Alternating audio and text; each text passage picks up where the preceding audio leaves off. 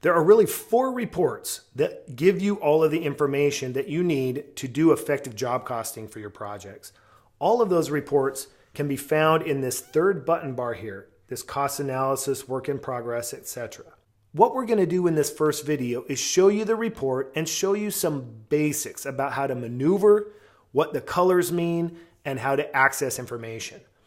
So first of all, when you first get into the report, it's a big listing of all of the different cost accounts on this project. They each have a different color, and the color refers to something as it relates to the project. But before we get into that, it's really important that you know how to navigate this report. So here we have a listing of a number of different accounts here.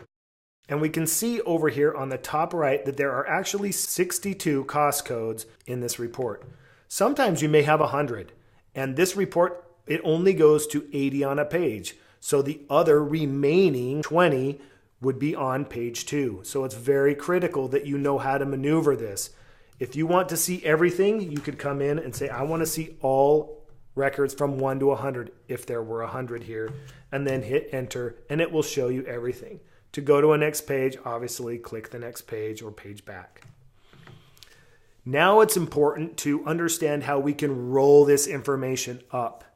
So let's say, for example, we wanted to see a summary of our project. The first thing that we would do is click Group By Project. That will roll everything up, and now I can see one line summarizing all of the cost codes on my project.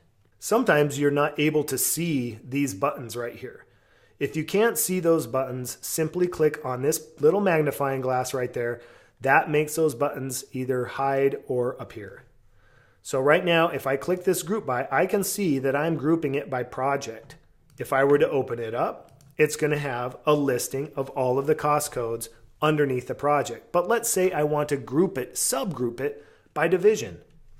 So now that group project is selected, if I select the group, now it will organize it by project and then organize it by the top level group, which in this case is the division level.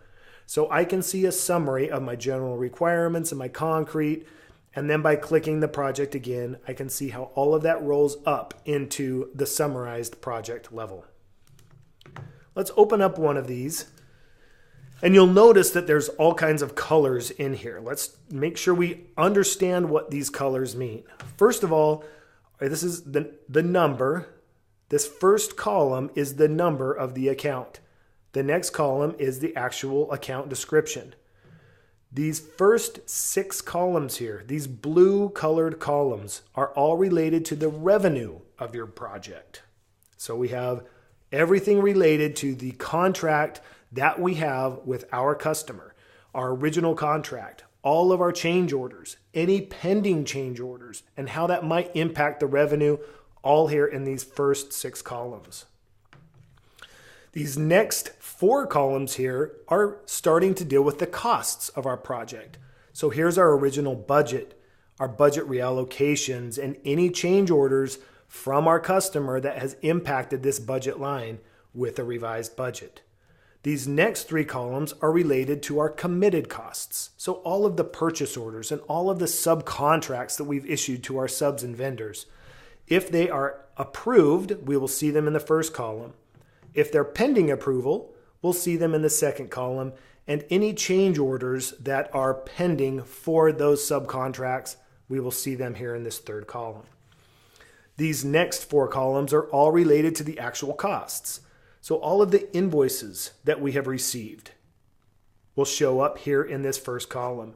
Our other costs are going to be all of our employee time cards, our equipment time cards, maybe expense report costs. All of the other costs that are not affiliated with invoices are going to show up in this second column for other costs.